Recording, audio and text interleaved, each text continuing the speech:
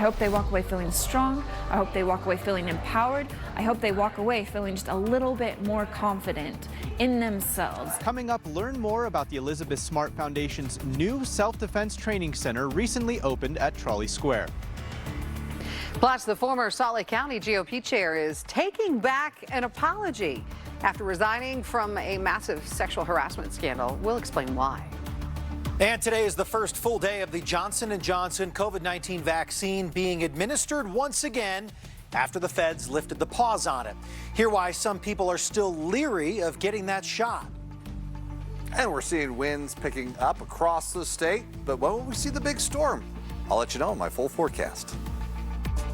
Live from Utah's news leader, Fox 13's Live at 5 starts right now. First at 5, childhood abduction survivor and activist Elizabeth Smart taking a big step to equip other women with the tools they need to protect themselves in a worst-case scenario. Thanks so much for joining us this afternoon. I'm Amy Nay. And I'm Brian Schnee. Smart recently opened a defense training center at Trolley Square in Salt Lake City, and today she unveiled it to the public. Fox 13's Diego Romo spoke with Smart about this new facility, and it's a story you'll only see here. According to the CDC, 1 in 5 women across the U.S. have experienced rape in their lifetime. The Elizabeth Smart Foundation's new self-defense training program is giving women the tools to fight back. It's about teaching women and girls how to protect themselves, and it's a little bit different than just a series of movements. I mean, it talks about situations and scenarios. The idea behind Smart Defense came after Elizabeth was sexually assaulted on a Delta flight in February of last year. She was in this very scary situation, and she felt like she had not done enough to prepare herself for that, and she in turn wanted to prepare everybody else in the community. The foundations of the class are in mixed martial arts, which Strong and her partner Jason South are experts in. It is a blend of Brazilian Jiu-Jitsu, Muay Thai kickboxing, Krav Maga, wrestling, boxing, all of those very, very effective martial arts. This is a tool that hopefully you can take and you train and you practice it every day, so that should you ever find yourself in that situation, which I hope no one ever does, then it is an option for you. According to data from the FBI, Utah has a significantly higher rape rate than the U.S. as a whole. In 2019, Utah had nearly 57 rapes per 100,000 people, compared to 42.6 per 100,000 nationally. Smart Defense has partnered with the Utah Coalition Against Sexual Assault, the Rape Recovery Center, and others to provide sexual assault education and awareness in addition to the self-defense training. You're also learning how to recognize red flags and how to set clear boundaries, understanding what enthusiastic consent is, all of these precursors to really truly keeping ourselves safe. Aside from the hands-on self-defense lessons, Smart says she wants everyone who takes the class to walk away feeling confident and empowered. I hope they realize how strong they really are. I mean, we had a room full of people today, and every single person in this room is stronger than they think they are. Smart Defense is open to anyone wanting to learn or improve on their self-defense skills. They teach private and public classes here at Trolley Square every week. You can find more information on the Elizabeth Smart Foundation website. We'll link you over at fox13now.com. In Salt Lake City, Diego Romo, Fox 13 News, Utah. Now to Vaccinating Utah. The state is reporting nearly 17,000 more shots in arms since yesterday's report. 866,000 Utahns are now fully vaccinated. Meantime, 472 new cases of the virus were reported in Utah today. On average, 5.9% of Utahns tested positive for COVID-19 this past week. 152 Utahns are currently hospitalized with the virus, and a Salt Lake County man's death was reported today. That puts our state's death toll at 2,180. Some changes on the vaccine front. Federal agencies have lifted their pause on the Johnson & Johnson coronavirus vaccine this weekend. This comes as the United States nears 32 million confirmed cases. However, as John Lawrence reports, some Americans are still leery about getting a J&J shot. More than 9 million doses of Johnson & Johnson's COVID-19 vaccine are ready to be administered in the U.S.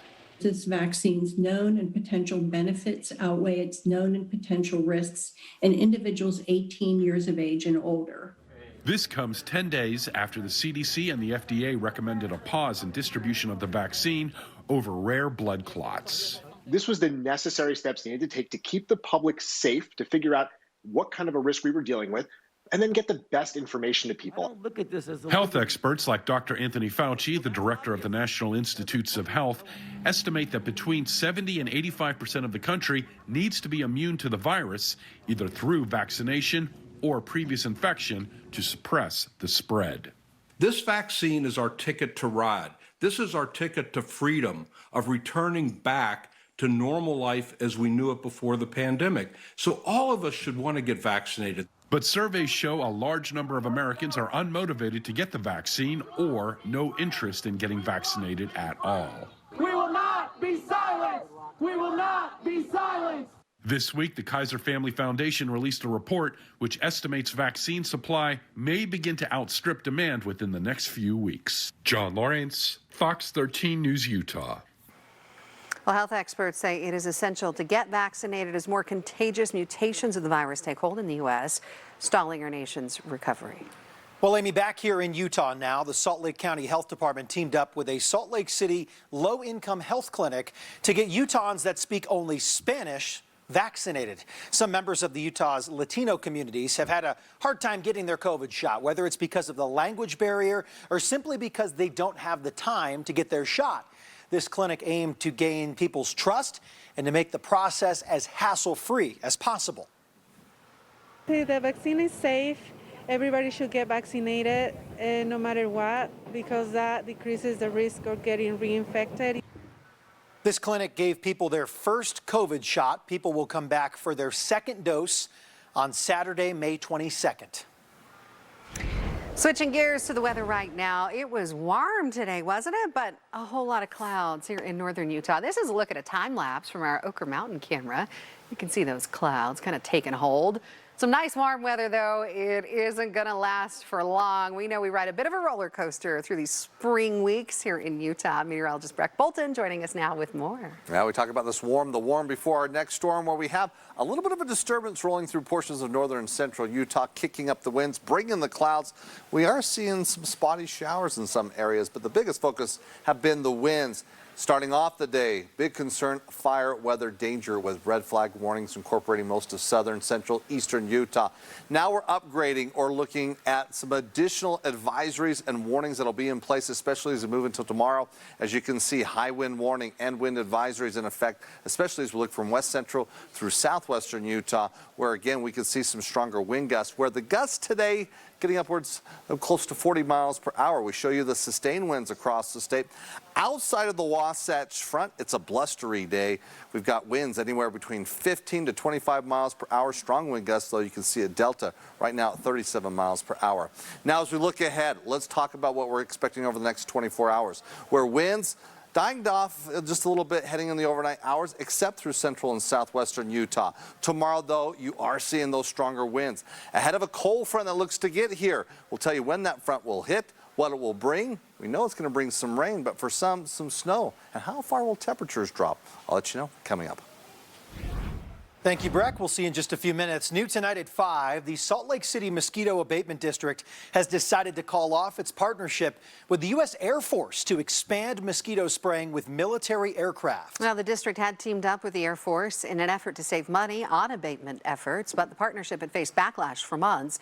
From the group Utah Physicians for a Healthy Environment, among others, the group said that mosquito spraying was not actually getting rid of mosquitoes and that it was bad for the environment and bad for children's health. And the primary concern, but not the only concern, is neurotoxicity, including increasing the risk of autism. Utah has one of the highest rates of autism in the nation. Utah Physicians for a Healthy Environment is now calling for the district to pause all spraying from both the air into the ground for 2 years. An update now on a story that rocked the Salt Lake County Republican Party to its core. Scott Miller, the former GOP chair who resigned after a sexual harassment scandal within the party came to light, is now recanting his resignation.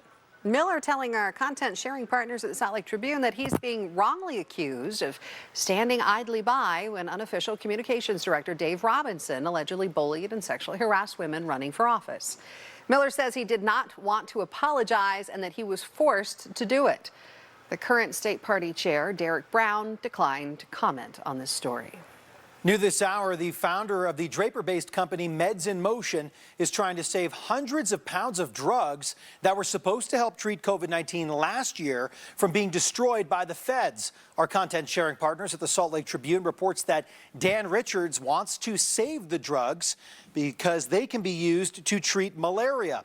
Richards was recently sentenced to 3 years probation earlier this month after illegally importing mislabeled hydroxychloroquine from China to sell to the state for $800,000. It turns out that the drug could not treat COVID-19 after all, and the state got a refund. We'll keep you posted as we learn more. Still more ahead. See what some people are doing to keep the area where George Floyd was killed safe without the help of police. A new crew of NASA astronauts arrives at the International Space Station. I'm Christina Coleman with more on the SpaceX flight and why it's making space history. Just into the Fox 13 newsroom, we have learned that Utah County Clerk Auditor Amelia Powers Gardner has won the special election for Utah County Commissioner. She's the first woman to be elected to the commission. She is replacing Tanner Ainge, who resigned last month to join the governor's Office of Economic Development. We'll be speaking with Powers Gardner about her victory tonight, and we'll share some of that interview tonight on Fox 13 News at 9. In your national news, it's been more than 11 months since George Floyd was killed by former police officer Derek Chauvin in Minneapolis. The intersection where Floyd was murdered has been dubbed George Floyd Square as a testament to his life. As James Packard with our partners at Newsy reports, members of the community are now looking to patrol this area themselves after they say they've lost faith in the police. We brought the kids today. Nearly a year after activists blocked off the intersection where George Floyd died. I just wanted to see the awakening. The community that occupies it is trying to prove something. What it taught us is that, for one, we understood and understood and experienced what a community would look like without police. There's no law enforcement patrol here, but that doesn't mean there's no order. Steve Floyd is a member of the Agape movement, a pseudo-community patrol that grew out of the push to keep police away. What are the backgrounds of the people who make up your movement? Mostly ex-gang members. Trying as best they can to keep the peace. Do you hope that what you're doing can be a model? Oh, we're definitely looking at that. During protests last summer, Minneapolis cut off police officers from its public schools, ending its contract to put officers in school hallways. The Agape movement sees an opportunity. We want to be those men that stand in these schools and help protect our kids and yet be behavioral specialists, do all the things that they would bring outside professionals in to do. This is a testing ground. Let's build a Mayberry to where it's just nice and easy and people are enjoying themselves. What's clear is that the trial may be over, but George Floyd Square is just beginning. From my perspective, I'm a civil engineer, so this can be a traffic circle. Yes, we've always wanted that. A new chapter for the community that turned heartbreak and outrage into change. They wanted to be that type of atmosphere, to appreciate what we got going, not what happened. James Packard, Newsy, Minneapolis. All right, there are some new faces aboard the International Space Station. 4 astronauts representing 3 different countries landed safely today, roughly 1 day after liftoff from Cape Canaveral. Pretty exciting stuff. Fox's Christina Coleman explains how this flight is marking a few firsts for the NASA and SpaceX collaboration. Hugs and smiles all around the International Space Station Saturday as a new team of astronauts arrives for a 6-month stay. We're so excited to be here. We're ready to get to work. There's a lot of great science that I know we're going to be doing, and we're just excited to learn and get started. The 4 crew members from the U.S., Japan, and France were launched into space early Friday morning from the Kennedy Space Center in Florida. The roughly 24-hour trip went smoothly for the most part, but there was a brief moment of concern as the astronauts were getting ready for bed. Ground control alerted them to a potential collision with a piece of space debris. We believe the object is farther away than anticipated, lower risk of possible conjunction, but please ensure visors are closed and zippers are closed prior to TCA in approximately 20 seconds. The crew was told to put on their pressure suits, lower their protective visors, and brace for impact. Luckily, the debris passed without incident. At this time, we can go to proceed to deconfigure from suited configuration. The mission is making history on a number of fronts. It's the first time SpaceX has recycled a capsule and rocket from a previous flight to launch astronauts for NASA. If you have rapid and complete reusability, then that opens up, that is the gateway to the heavens. And it's the first time since the space shuttle era. 11 people have been aboard the space station at one time, but it won't be that crowded for too long. The Crew 1 astronauts are expected to return to Earth on Wednesday. Christina Coleman, Fox 13 News, Utah. Well, turning to weather now, Breck Bolton in the Weather Center tonight. Some calm conditions across the state, but Breck, as you were alluding to a few minutes ago, a change is on the way this week. We're beginning to see signs of that change, where the winds have been picking up here throughout the afternoon outside of the Wasatch Front, and we're looking at stronger winds for Sunday. Let's just lay it all out there. We've got a cold storm on the way. It gets here tomorrow afternoon into the evening, and it's going to have statewide impact. It seems like it's been a while since we've seen widespread precipitation, but we get that with our next storm, as it will bring rain showers, heavy at times, and even some snow, mainly accumulating snow up in the mountains. And it looks to be fairly impressive, especially as we go into Monday, Tuesday as well. It's been a warm day. Temperatures in the 80s in St. George. We have some high clouds. Winds have been picking up, low humidity. Red flag warnings in place for Washington County and several counties across central and southern Utah. Winds not quite as strong, even though it's been a little breezy here along the Wasatch Front. You get out of the Wasatch Front, yeah, you're experiencing blustery conditions across the state. Now, speaking of the winds, again, several warnings, advisories. We hold on to a red flag warning and incorporating more of eastern Utah. That'll be in effect until tomorrow evening. We'll be looking at winds sustained anywhere between 20 to 30 miles per hour. Where we could see some stronger wind gusts is west central through southwestern Utah. Juab County, Millard County moving further south, and a wind advisory in place as we turn over towards areas such as Hanksville down through Kanab. Wind gusts 55 miles per hour or even stronger expected as we move into tomorrow afternoon, all in preparation of the next storm arriving. Now, we have a weak disturbance rolling through portions of northern and central Utah. It is providing for some brief showers as you move through Utah County, Orem, Provo, down through Spanish Fork, moving off towards the northeast. Most of the focus will be across the mountains with some light showers. Near the border as well, a possibility as we move throughout the rest of the afternoon into the evening. Again, the storm and a little disturbance moving on. It didn't have much of an impact except bringing the winds mainly. This one, a different story. It's going to bring the cold air, it's going to bring the showers, and we get things going come tomorrow evening. Let's time it out. Looking at the computer models, I move the clock tonight through tomorrow morning. We're seeing partly cloudy skies starting off, mostly cloudy skies across northern Utah. The winds really are howling tomorrow, especially across central and southern Utah.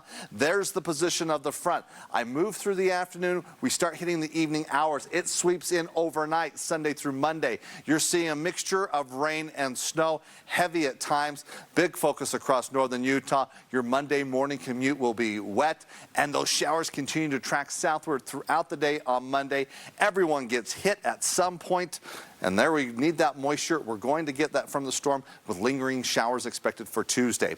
Tonight, though, it's mostly cloudy skies for northern Utah, partly cloudy skies across the south. Temperatures not too cold. Tomorrow, slightly cooler ahead of the front. We'll be looking at temperatures near 70 degrees in Provo, in the 70s through central Utah. It's just going to be a windy day. We'll have the clouds across northern Utah. You'll have some sunshine in St. George, but you just won't feel great with those winds.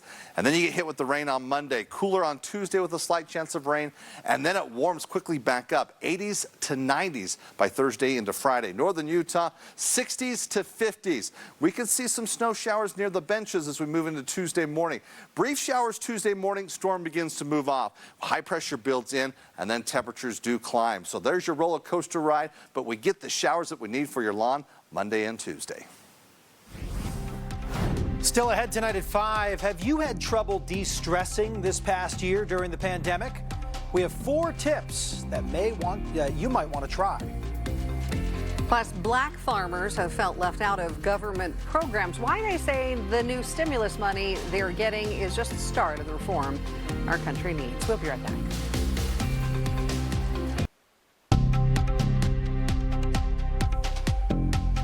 Welcome back. 100 years ago, black farmers owned about 14% of all land farmed in the United States. Today, that number is around 2%. The dramatic decline in black farming has forced Congress to take action. Joe St. George looks at the reasoning behind the decrease and what is being done to help these farmers in the future. I've been rural Mississippi all my life. Terry Cannon's life is similar to many black farmers in the South. Here on the farm, we grow stuff like tomatoes, zucchini. Most of his days have been spent on dirt roads, raising cattle, second nature. Even at 70, when a tree falls down, he doesn't hesitate to take care of it. We grew basically everything that we ate. But Terry's story is one that is increasingly going away. Of the 3.4 million farmers in the United States today, only 45,000 are black. According to the USDA, that's down from 1 million black farmers a century ago. It's a dying generation. There are lots of reasons as to why. Terry says it's easier to work at an office in the city as opposed to a field, but he says a big reason is that black farmers have felt left out of government programs, with some believing systematic racism has occurred for decades. For instance, here in Mississippi, where Terry lives, 14% of farmers are black, but the nonprofit, nonpartisan research group The Counter found only 1% received any funds from recent USDA assistance programs. We did not have the knowledge of these programs. Wow. So that was the first problem. Washington is beginning to recognize the injustice that many black farmers have experienced over the years. Tucked away in the massive stimulus bill from earlier this year was a provision to provide black farmers with $5 billion. That brings joy. I mean, that's uplifting. And that money, Terry says, may help keep black farming going. We got Angus cows on a Hereford bull. Meet Michael Coleman. At 27 years young, he's the future of this farm, and he just might be the future of black farming in the South. And we're here, we're just not recognized. But I really wanted to make a career out of this because it's something I love to do. Michael hopes the $5 billion, which is beginning to be handed out, is just the beginning of reform. He believes the stimulus money will help older black farmers in debt, but more programs need to be created to help young farmers like him get going. There's probably a kid right now that's living in the inner city, but he wants to farm, but he doesn't have the resources to farm. As for Terry, he says anything from D.C. helps, stressing that while tending to a farm takes time, equality should move a lot quicker. It seems like the progress is not being made. In Piney Woods, Mississippi, I'm Joe St. George. Much more for you coming up here on our show ahead. A sex therapist excommunicated from the Church of Jesus Christ of Latter-day Saints speaks to Fox 13 why she thinks the church forced her out. Plus, Japantown may be a small, tucked-away area of Salt Lake City, but there are some huge plans to beautify that part of town. We'll show it to you. And hear one doctor's show of gratitude for one of the most well-known faces of the COVID-19 pandemic right here in our state. We'll be right back.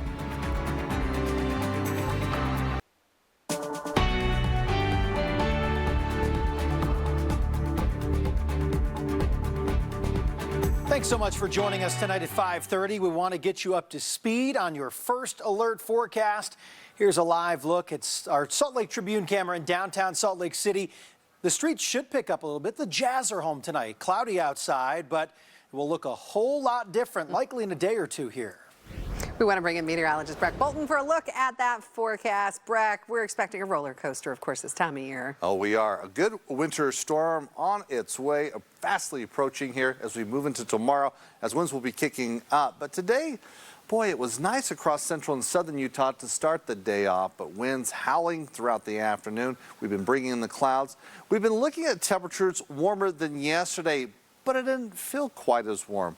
With the clouds in place and again those winds throughout the afternoon, it just didn't feel like we got up into the upper 60s. That's where we currently stand though in Salt Lake City, upper 60s right now with 66 degrees in Ogden, low 60s in Price. We turn towards southeastern Utah, Moab, you're at 73 degrees and 80s in St. George. Now this little disturbance has been pushing through portions of northern Utah. It is producing some showers, not across the south, most of central Utah dry. Utah County, though, a little different story. And then moving towards Juab County. For Santa Quinta, Provo, you might hit some brief rain showers moving up through Orem.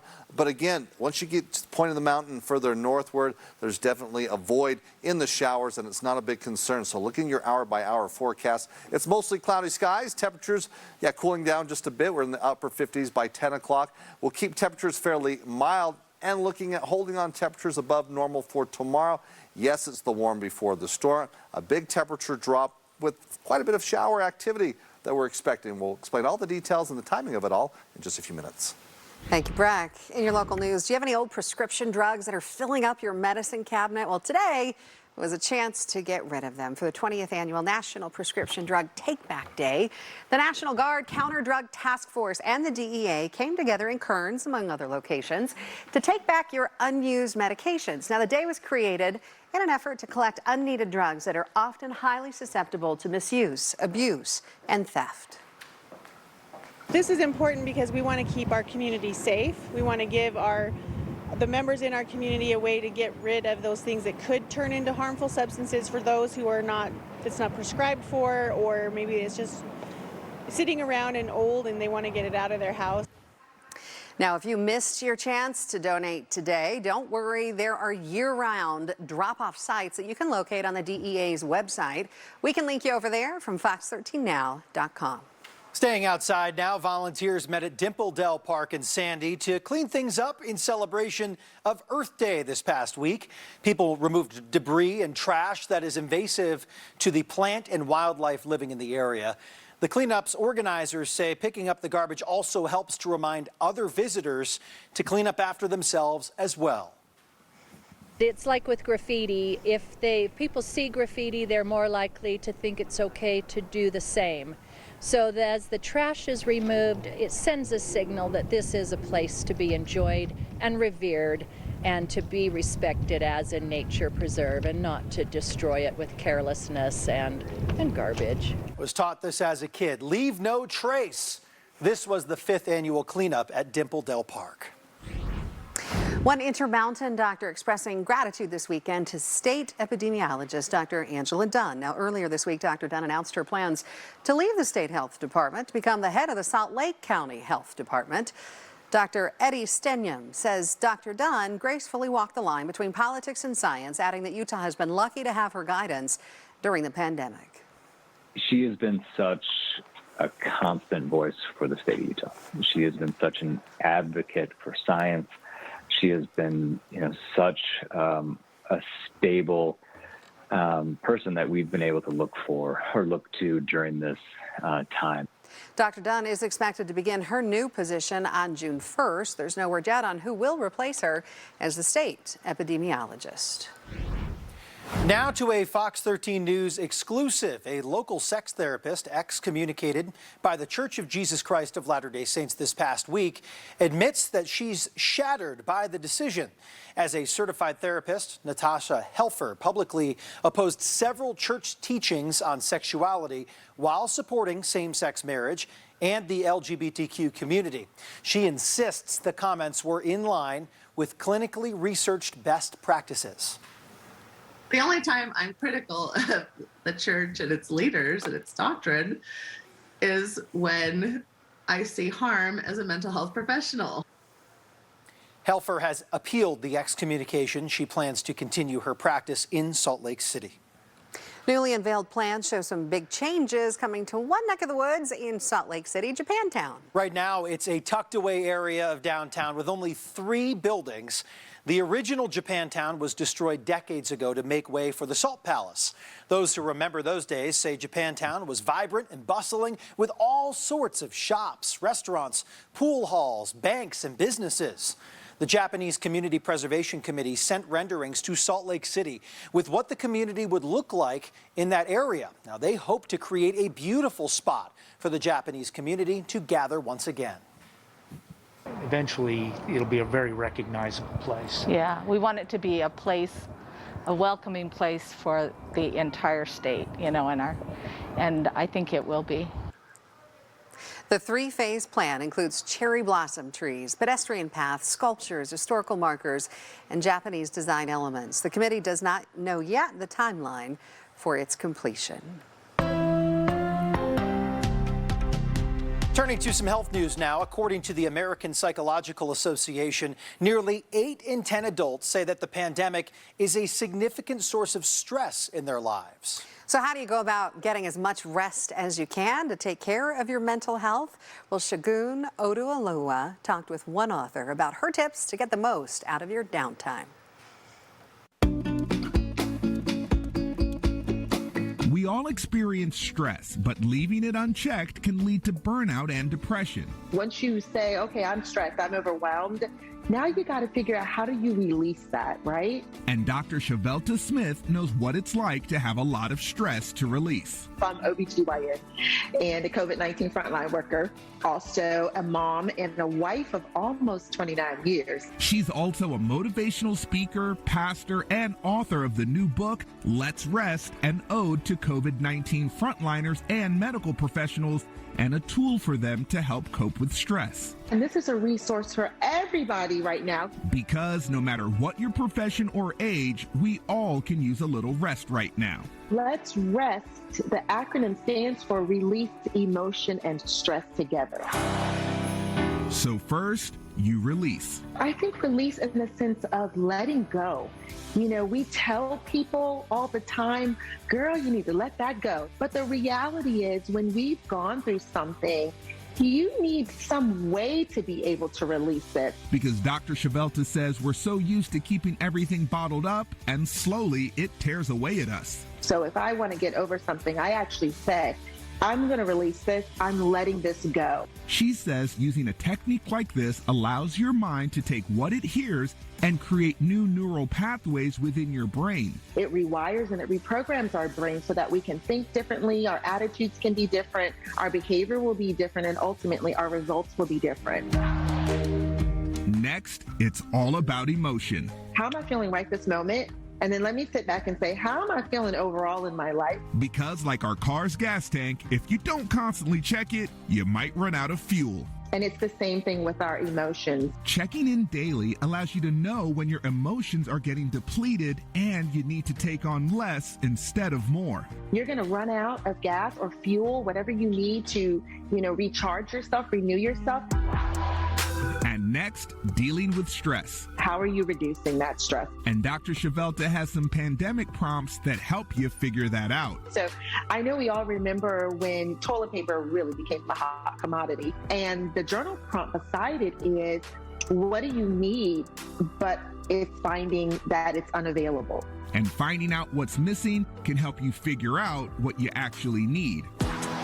Finally, we've got to come together. Who are you talking to? Are you communicating your feelings? Because a feeling of community is important, even if you're just reminded that they are there. I'm really big on making sure that we are talking to one another. Whether that's a coworker, a friend, or a mental health specialist, she says it's important not to do this alone. That's a part of the team and the community that you build to help you through these challenging times. For Fox 13 News Utah, I'm Shagun Oduoluwa with The List. And coming up next, the Academy Awards are this weekend. Hear how much the pandemic and streaming services made on this year's Oscars. And later in sports, both RSL and the Jazz facing teams from Minnesota tonight, one at home, the other on the road. Hear from both. While Weber State began their playoff run Saturday, they're used to close finishes this season. Get ready for another one. Back in a bit.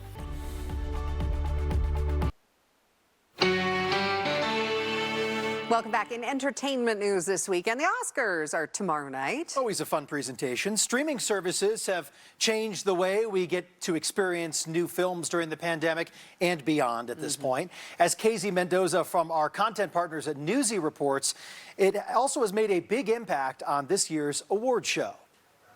All together, yeah.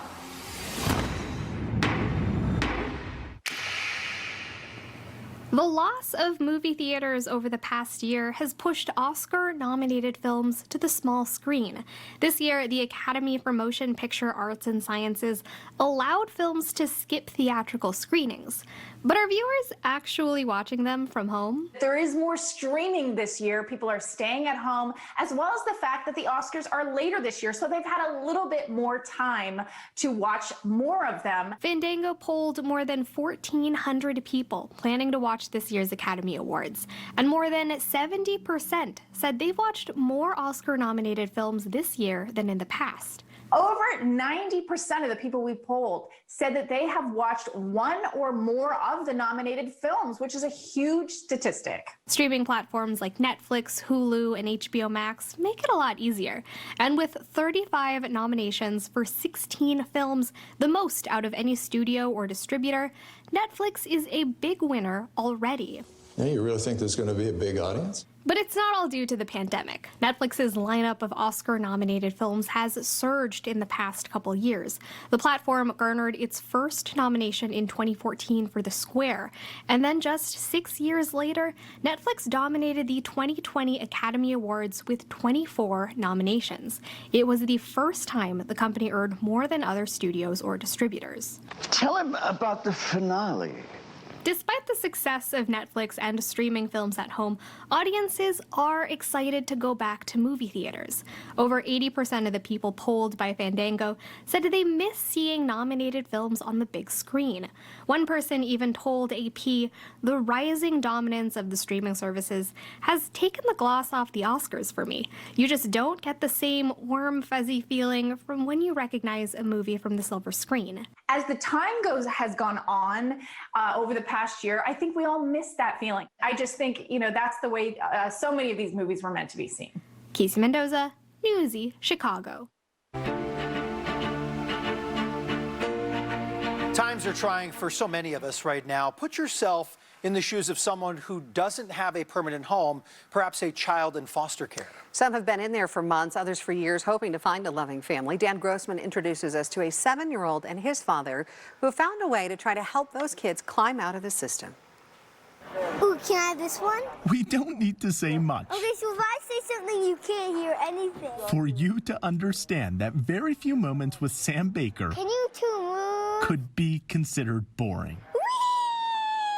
A lot of energy. Yeah. He's very busy. He's non-stop energy. Can I have something to eat? If Dad truly knows best, maybe it's why he named his eldest son Sam Adventure Baker. Yes, that's his actual middle name. Having boys, so we have 3 boys in our house. Can I whisper? Best time of my life. I want to whisper something in your ear. Or maybe it's because Sam truly is one of the best at his sport at the ripe age of 7. It goes from 5-0 to the hardest climb in the world is like 5-15. So it's like 5-10 is really where expert begins. And so he's climbing right about there. What? In a sport that heralds courage, Sam has little to overcome. More yellows? It looks pretty hard. When you are climbing, do you get scared of anything? What are your fears? Spiders, stuff like that. Not heights or anything like that. No, I'm not afraid of anything that's rock climbing. No fear. He's one of the youngest known climbers to summit at least 3 peaks in the country. He loves it when people watch his film and come up and say, Sam, I don't know how you do it. I'd just be so afraid. And he loves telling me, he says, hey, that's easy. All you got to do is do the thing that you're afraid of, and you'll overcome your fear. Wait. Oh, yeah. He's also working to become the youngest to do a 4th El Capitan in Yosemite National Park. It's going to be hard and very tall. It's kind of the mecca of the whole climbing world. And we started talking a lot about it, and Sam started getting interested in, could I climb that someday? It's 49% easy. But this story Pretty easy for me. isn't just about the impending 3,000-foot climb, or the 4 to 6 days sleeping on the side of a vertical cliff, or even the prestige. I just like rock climbing with my dad the most. It's about the thousands of kids who don't get to form these memories. We were on a ledge once talking, and I shared with Sam that not every kid has a mom and dad, and that blew his mind. And it was out of that we decided, hey, what if we could raise money for the 100,000 kids in the U.S. that are stuck in the foster system that are eligible for being adopted into a family.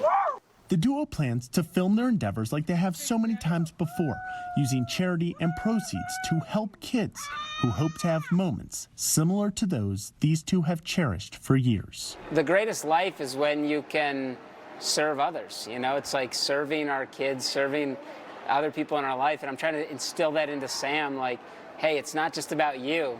You know, as you can do things for other people, it's what fills you with life and joy. Doing good, buddy. As Sam works toward his most daunting ascent yet, Yep, you got it, Rick. you can bet the strong foothold he's been able to form will allow him to face it with nothing but infectious joy. I'm Dan Grossman.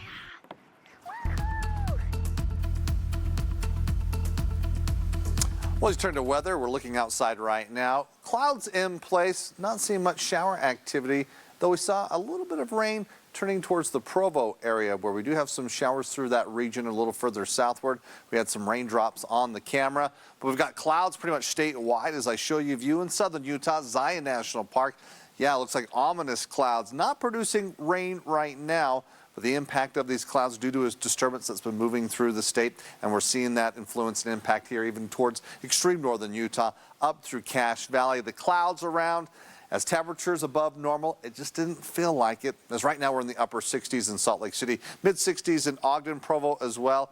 Winds along the Wasatch Front, not too bad. Yes, it's getting a little breezy here throughout the afternoon, but you get out of the Wasatch Front, some strong winds where we do have wind concerns in effect through central and southern Utah. And all these winds lining up and increasing due to a storm that's on its way. It gets here come tomorrow night. With this storm, this is what we're looking at and the confidence in the forecast for this storm. It's changing temperatures, we know it will do that. Now, it's not throwing us back into winter, but we're going to see almost a 20-degree swing going from Sunday into Monday. Winds, this will be a big issue. Across central and southern Utah, we have wind advisories, wind warnings, and of course, red flag concerns where we look at the fire situation because it's so dry, and we enhance that with those winds picking up. We will see statewide precipitation. For some areas, it could be heavy. The type of precipitation, we know for the majority we see rain, but there are some spots potentially as snow levels do drop that might see some snow showers. Definitely the Wasatch back and maybe getting close towards the benches. Now, yes, with the watches and warnings in place, it's all associated with the winds. High wind warning in effect as we look towards tomorrow into tomorrow evening, west central through southwestern Utah. Most of the south under red flag warnings, which could potentially be updated for tomorrow. Now, I mentioned we have this disturbance producing the clouds and even a few showers as you look south of Provo, going through Spanish Fork, moving up Spanish Fork Canyon. And you kind of see that little zone there with that line and band of showers that moves further eastward, could potentially impact areas as you move through Duchesne County, moving further northward up through southwest Wyoming. But most of the Wasatch Front, we're not seeing that impact. We're holding on to the clouds. That disturbance moves on. We get ready for our next cold front. This one definitely will be stronger and swinging through, bringing in that cold air, changing things up. And as I mentioned, the precipitation, yes, a lot of it's going to be rain. It hits tomorrow night. You can see it lining up, looking at the timing of it all. Sunday, 6 p.m., we're not seeing much impact across the state until overnight, Sunday into Monday. That means for your Monday morning commute, especially as you look along the Wasatch Front, we're going to see that shower threat increase and then moving through the state as we move Monday afternoon. Tonight, though, we're going to be looking at mostly cloudy skies, also mostly cloudy conditions with those winds tomorrow. A little bit of sunshine across the south. Temperatures slightly cooler than yesterday, but still afternoon highs above normal. We get hit with the rain in St. George on Monday. Some scattered showers Tuesday, then it clears out nicely. We're seeing sunny skies and temperatures quickly rebounding and getting hot by next week, Friday and Saturday. Northern Utah, Monday and Tuesday, it's the rain, kind of a mixture of rain and snow Tuesday morning, just in the morning, and then it clears out nicely. Looks like we'll see some sunshine by the end of the week and temperatures close to 80 degrees. Weber State won all 5 games during the regular season, but 4 of those were too close for any comfort. Today's first-round playoff opponent, Southern Illinois, won 5 of their 8, but 4 of the 5 came against ranked opponents. How would the Wildcats respond today in their playoff test against the Salukis? Let's go to Stewart Stadium and find out, where there was plenty of first-half offense. Chris Jackson across to start, and then the Wildcats go reverse right back to the quarterback. Bronson Barron unloads to a wide-open Justin Malone. 14-0 Purple just like that. Make it 21-7 after a short Daniel Wright plunge. The Salukis did end the half with 10 straight. Elliot Romero, it was 21-17 halfway through. Then in the third, catching Weber napping with a fake field goal. The kicker, Nico Galdani, finding Cole Stewart, but Weber crossing pylon again come the fourth. The diaper dandy out of American Fork. Barron keeping. Then a stop here, wins it on 4th down. Here comes the blitz, but Stowe Labanowitz gets it off and in time, and it's caught. Branson Combs. But remember, the Cats won on a Hail Mary earlier a few weeks ago. They would need another one, but Barron doesn't even have a shot to launch it for the end zone. The sack ends it. Disappointing finish for a team that made it to these semis just a season ago. Real Salt Lake's new season begins minutes from now. Tough first draw, though, at Minnesota United FC, a club that historically has had RSL's number. Then again, the Claret and Cobalt have not dropped a season opener since 2010. I mean, for us as a team, the most important thing is to have a good start in the season, and then just to build our confidence, and then go step by step. And Minnesota is a great opponent to prove everything. We're expecting a tough game, but we had some time to prepare for it, and we're very looking forward to it, and eager to get the season going. The Jazz also facing Minnesota tonight. Utah has only 15 setbacks all season, but one of those was the day after Christmas to the T-Wolves. Since that time, the Jazz have managed to rise to the top of the league. In fact, a win tonight at the Viv would make them the first team to clinch a playoff spot. I think we just focused on the main goal, the process, and us getting better every day. I think we kind of lost ourselves into that, and that's what's making this season so good for us, and the reason why we win the games, because we just, losing ourselves and, trying to get better and win these games. And Tony Finau and Cam Champ began the day in a tie for the Zurich Classic lead. I'm certainly not sticking my feet in the water after seeing that. Wyndham Clark does, though, and nearly holds it right over the swamp in New Orleans. Very nice. They were still chasing the Gators away. As for Finau, watch this chip right here at number 1. What finesse. Followed by another birdie, this one for the lead at 10. He and Champ are now tied for second at 18 under, just 1 stroke off Luis Oosthuizen and Charles Schwartzel. We'll be right back. Finally on Fox 13, a 250-year-old bottle of whiskey is set to be auctioned. Skinner Auctioneers says this bourbon is the oldest whiskey in existence. The company believes the bottle was originally a gift that's been safeguarded for generations. Scientists from the University of Georgia determined the whiskey was likely bottled between 1763 and 1803. The bourbon is set to be auctioned at the end of June for $20,000 to $40,000. Wow. Are you drinking that, though? You keep it on display. I don't think so. Hey, thanks so much for joining us for our Live at 5. We'll see you tonight at 9 o'clock. Have a good night.